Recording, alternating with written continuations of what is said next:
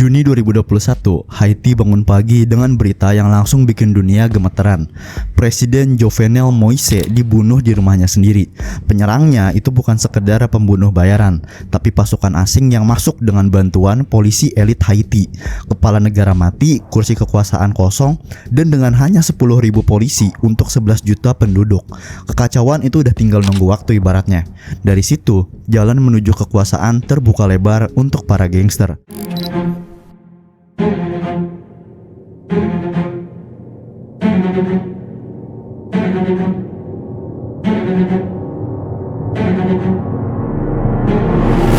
Tapi ini bukan cerita yang lahir dari kemarin sore.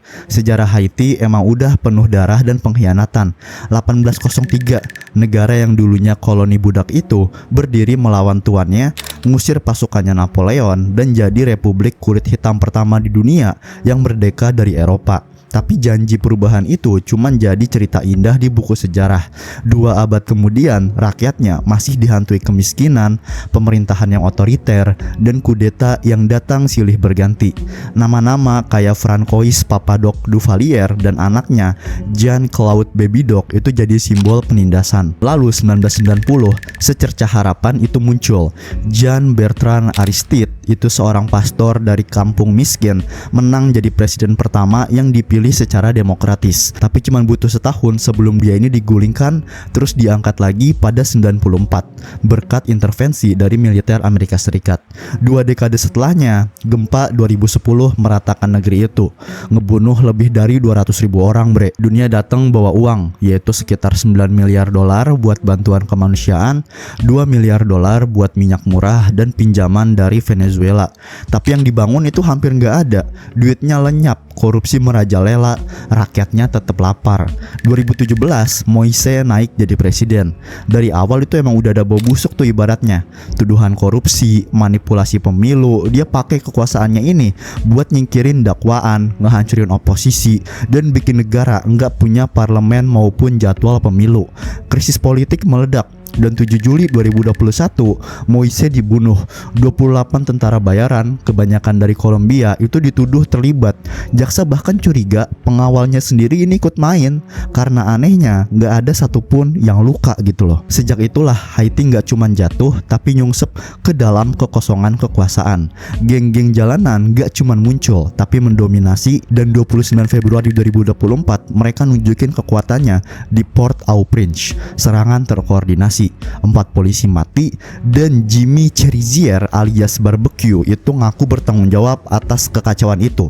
Dia bilang misinya ini jelas, yaitu nangkep polisi dan pejabat pemerintah, cegah Perdana Menteri Ariel Henry buat pulang, dan nolak rencana pasukan internasional dukungan PBB buat ngelawan atau buat ngebantai para gengnya ini. Ibaratnya kalau kita ngelihat sekarang kondisi di Haiti itu udah kayak negara dalam perang sipil bre. Wilayah dikuasain geng, serangan diluncurkan kayak operasi militer, tapi akar masalahnya nggak cuman kemiskinan atau warisan kolonial ya kan. Luka Haiti ini justru diperparah sama para pemimpinnya sendiri yang selama bertahun-tahun bergantung sama geng ini buat ngejaga kekuasaan mereka. Haiti nggak punya tentara tetap, polisi nasional pun minim dana. Jadi siapa yang jadi tameng mereka? Ya para geng-geng itu sendiri gitu. Akar ceritanya ini balik lagi, kita flashback dulu ke 1994. Waktu itu Aristide itu baru digulingkan kan. Amerika Serikat masuk buat ngebalikin dia ke kursi presiden.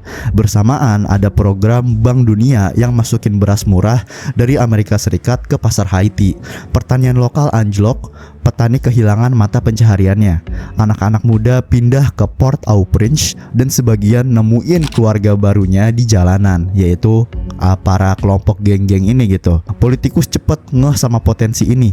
Geng murah, gampang juga dikendaliin, dan bisa jadi tentara pribadinya mereka. Aristide sendiri yang pertama kali mempekerjakan mereka buat ngejagain kursinya dari kudeta. Terus 1996 giliran René Préval yang naik jadi presiden.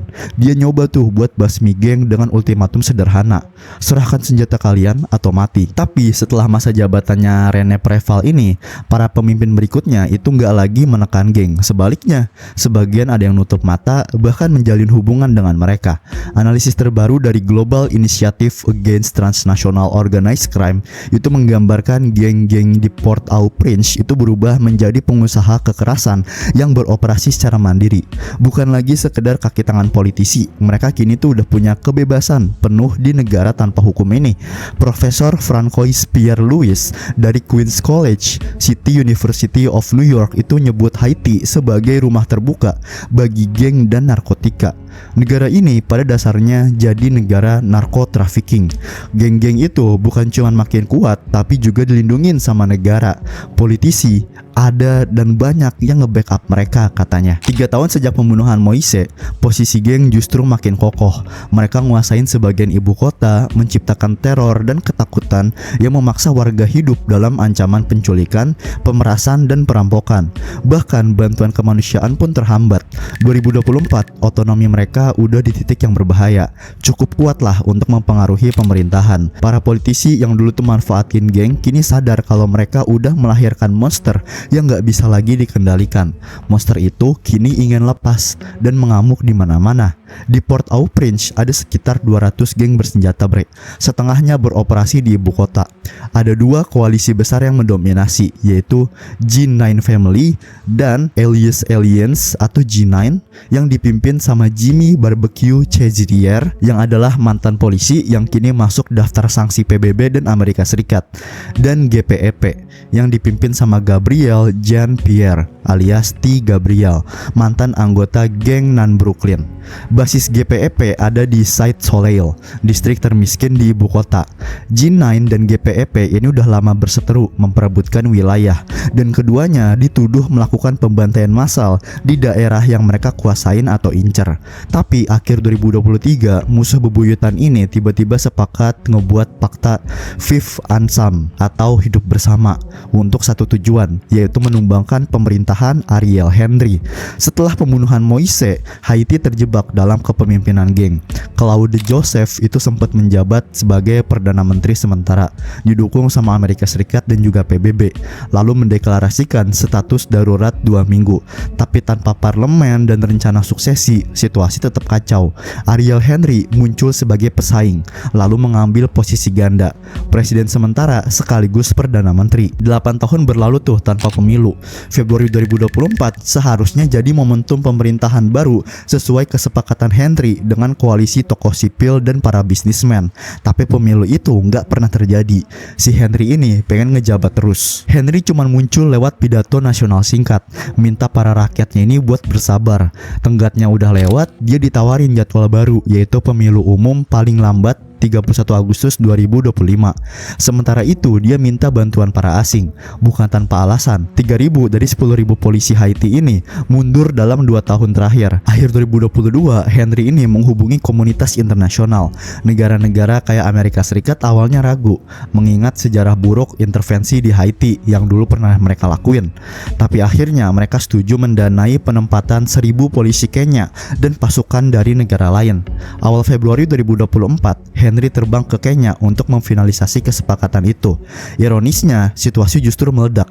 Tujuan utama dari Fifth Ansam dari fakta para gangster itu adalah menggulingkan Henry dan mencegah kedatangan pasukan internasional kan. Geng ini ingin ngebentuk dewan pemerintahan dan ikut menentukan anggotanya agar tetap memegang kendali. Barbecue dalam pernyataan publik itu menyangkal menebar teror. Menurutnya ini adalah revolusi bersenjata. Langkah pertama kami adalah menjatuhkan Ariel Henry. Lalu kami akan memastikan negara punya sistem hukum yang kuat, melawan korupsi, dan keamanan yang memungkinkan orang bebas bergerak kapanpun. Tujuan kami adalah melihat Haiti yang baru, tapi dia juga mengancam kalau Ariel Henry tidak mundur dan komunitas internasional tetap mendukungnya, mereka akan langsung menyeret kita ke perang sipil yang akan berakhir dengan genosida. 11 Maret 2024, Ariel Henry akhirnya menyerah pada tekanan. Dia mundur dari jabatan Perdana Menteri, tapi kekacauan itu nggak ikut surut. Bahkan sejak berangkat ke Kenya, dia nggak pernah bisa kembali. Seminggu sebelumnya, 4 Maret, geng-geng Haiti itu melancarkan serangan besar ke bandara internasional, memaksa semua penerbangan dibatalkan, termasuk satu yang ngebawa Ariel Henry ini. Saat mencoba pulang dari Amerika Serikat, pesawatnya ditolak mendarat di Haiti. Negara tetangga kayak Republik Dominika itu juga menutup pintunya. Kini Henry terjebak di Puerto Rico, nggak bisa menginjakan kaki di negeri yang secara resmi masih dia pimpin. Meski Meski situasinya genting, sejumlah personel militer Amerika Serikat berhasil buat masuk Haiti. Pentagon mengonfirmasi bahwa atas permintaan Departemen Luar Negeri, mereka menjalankan operasi untuk memperketat keamanan di Kedutaan Besar Amerika di Port-au-Prince, sekaligus mengevakuasi staf non-esensial. Uni Eropa pun mengikuti langkah ini. Seluruh diplomatnya dievakuasi, meninggalkan Haiti yang kini terjerumus dalam krisis kemanusiaan terburuk sejak gempa dahsyat 2010. Jutaan warga Haiti nggak punya kemewahan itu. Mereka nggak bisa tiba-tiba kalau mau terbang tinggal terbang cabut gitu. Mereka terperangkap di tengah negara yang tercekik kekerasan dan ketidakpastian. Dari udara Port-au-Prince emang tampak tenang. Rumah-rumah bercat putih berjajar. Latar pegunungan melingkari Teluk Biru. Tapi di tanah kenyataannya sepahit yang gue ceritain. Geng-geng bersenjata udah menguasai jalanan, membelah kota menjadi wilayah kekuasaan, mengisolasi pelabuhan, dan mengunggah video penyiksaan untuk menakut-nakuti sekaligus mempercepat pembayaran tebusan para korban penculikan. Mereka mungkin berkata bahwa ini soal politik dan masa depan Haiti, tapi laporan PBB terbaru menyajikan wajah aslinya. Karena lebih dari 4.400 nyawa melayang tahun lalu dan 1.500-nya lagi hilang sejak awal tahun ini. PBB mencatat pembunuhan di rumah sendiri hanya karena mendukung polisi atau geng lawan. Penembak jitu mengintai di sudut jalanan dan kelompok swadaya mengeksekusi puluhan orang. Kekerasan seksual merajalela, perempuan dipaksa buat masuk hubungan eksploitasi atau diserang setelah melihat suami mereka dibunuh. Laporan itu menyerukan misi keamanan multinasional untuk membantu para polisi. Namun hingga kini nggak ada yang berubah. Geng-geng itu justru kian makin kuat, mengubah kehidupan warga menjadi mimpi buruk. Sejak akhir Februari, mereka mengamuk, menyerang rumah-rumah, membakar kantor polisi, menjarah toko dan gudang. Jimmy Barbecue Cherizier muncul di media sosial, membenarkan aksi mereka, bahkan memprovokasi publik. Itu uang kalian yang ada di bank, toko, supermarket, dealer, ambil yang memang hak kalian. Kayak kasarannya manas-manasin buat revolusi gitu loh bre. Target mereka nggak hanya markas polisi, tapi juga stasiun listrik, menyebabkan pemadaman massal dan penjara. 2 Maret 2024, sekitar 4.000 narapidana kabur setelah geng menyerbu penjara utama Port-au-Prince. Para pembunuh dan perampok itu kini kembali ke jalanan, bergabung dengan kelompoknya lagi. Sel-sel udah kosong, bangunan terbengkalai, bercak darah di lantai jadi sisa perlawanan singkat saat penjaga ini dilumpuhkan. Rumah sakit umum di pusat kota pun kosong dari tenaga medis. Di lorong-lorongnya ada jasad-jasad yang terbungkus kain, dikerubungin lalat, terbaring di samping pasien yang menunggu pertolongan yang enggak kunjung datang. Enggak ada dokter, mereka semua pergi. Kami enggak bisa keluar. Suara ledakan dan tembakan terdengar di luar. Jadi kami bertahan di sini, kata seorang pasien kepada BBC. Namun banyak yang enggak punya pilihan selain tetap keluar rumah demi mencari nafkah ya kan. Seorang pedagang pasar mengaku, saya punya 3 anak, saya ibu sekaligus ayah mereka.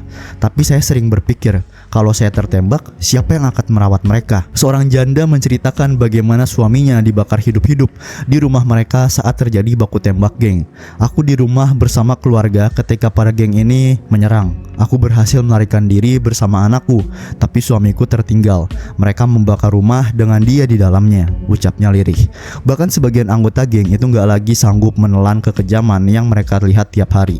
Seorang remaja 14 tahun yang baru direkrut mengaku, aku melihat orang mati di depan mataku setiap hari.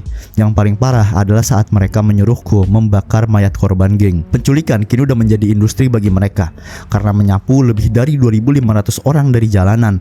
Siapapun yang gak mampu membayar tebusan biasanya bakal dihabisin, menambah angka kematian yang udah tinggi akibat tembakan dan kekerasan brutal lain.